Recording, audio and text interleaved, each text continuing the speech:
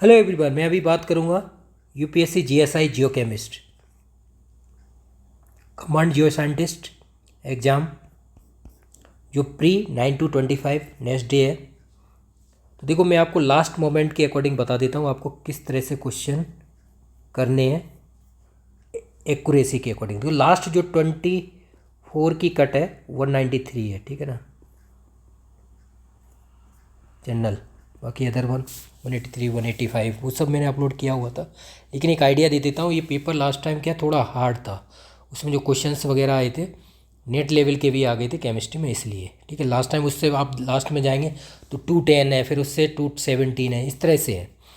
देखो, अब लास्ट में आपको क्या करना है, जो जीएस के 7 टॉपिक है, ठीक है।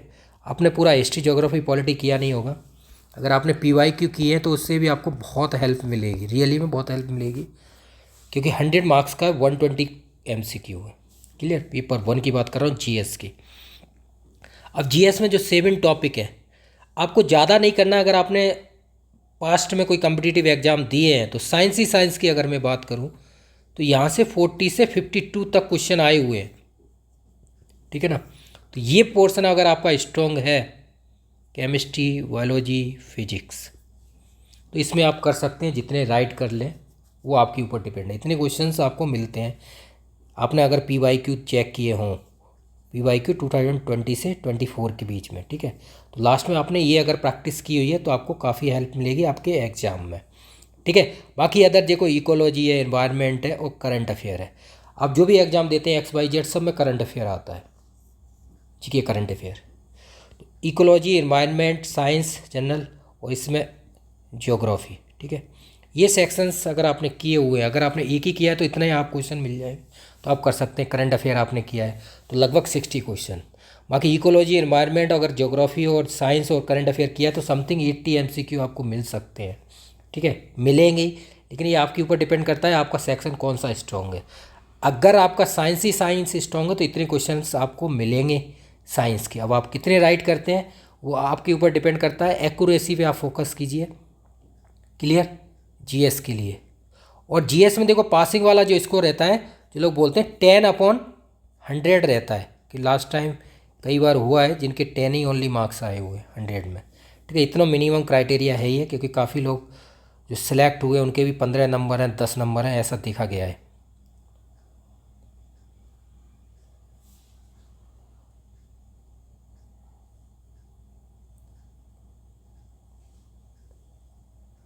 ठीक है, तो ये सेक्शन अगर आपने जीएस अच्छी तरह से पढ़ी है तो आप ज़्यादा मार्क्स ला सकते हैं, 50/100।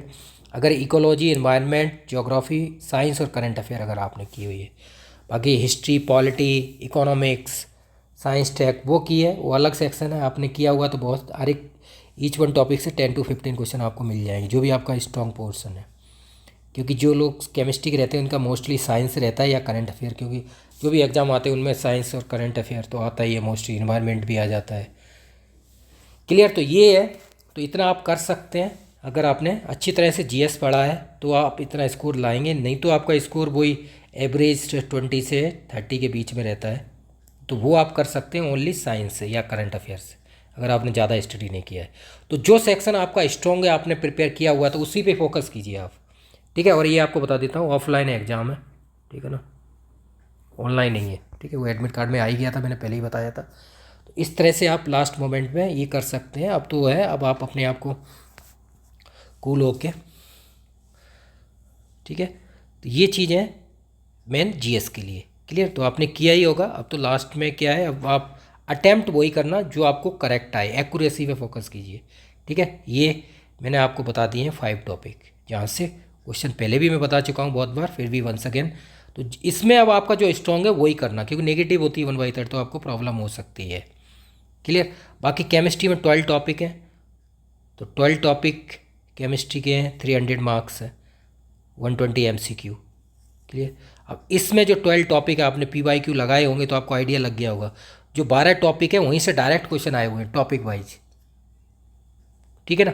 तो आप जितने कर सकते हैं इसके लेवल। अब लास्ट टाइम हम बात करेंगे 24 की, तो 24 में आपने देखा होगा CSIR के भी कई क्वेश्चंस आए थे, मतलब लेवल थोड़ा हाई था, इसलिए कट ऑफ थोड़ा कम गई थी, ये है।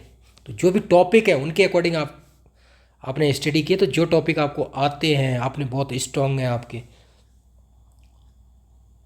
उनसे ही क्वेश्चन, डायरेक्ट क्वेश्चन आता है टॉपिक के अकॉर्डिंग, ठीक है ना।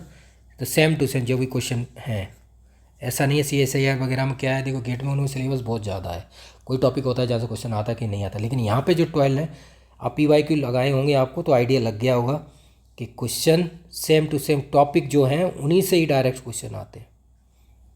तो इस तरह से आपको जो भी एक्यूरेसी है 120 MCQ आएंगे, तो एक्यूरेसी पे आप ज़्यादा फोकस कीजिए, जो भी आपने स्ट्रॉन्ग टॉपिक किया। अब इसमें ऐसा है जो भी टॉपिक आप छोड़ देंगे या नहीं है तो वहाँ से क्वेश्चन आएगा, फिर वो क्वेश्चन आपके होने के रॉन्ग होने के चांसेस है, ये रहता है।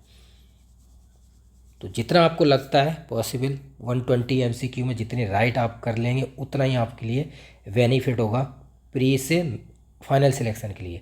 अब देखो प्री में जिसका जितना ज़्यादा स्कोर होता है उसको फाइनल में बेनिफिट मिलता है, क्योंकि मेंस होगा फिर इंटरव्यू होगा। तो प्री में अब कट ऑफ से आप मान लीजिए 10-20 नंबर ज़्यादा हैं तो फिर आपको प्रॉब्लम होती है फाइनल सिलेक्शन में।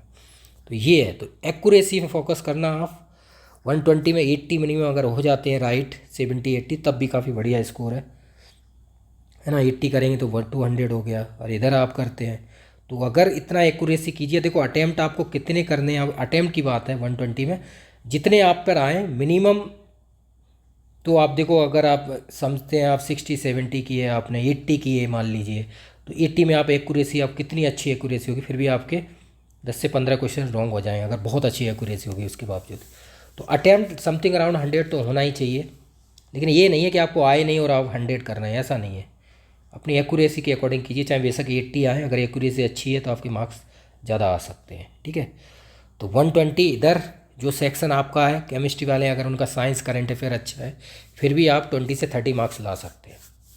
और अगर आपने ये 5 सेक्शन किए हुए हैं जहाँ से क्वेश्चन ज़्यादा आते हैं, जो हिस्ट्री, ज्योग्राफी, और ज्योग्राफी तो हमने इंक्लूड कर दिया है, हिस्ट्री, पॉलिटी और इकोनॉमिक्स, इन 3 टॉपिक,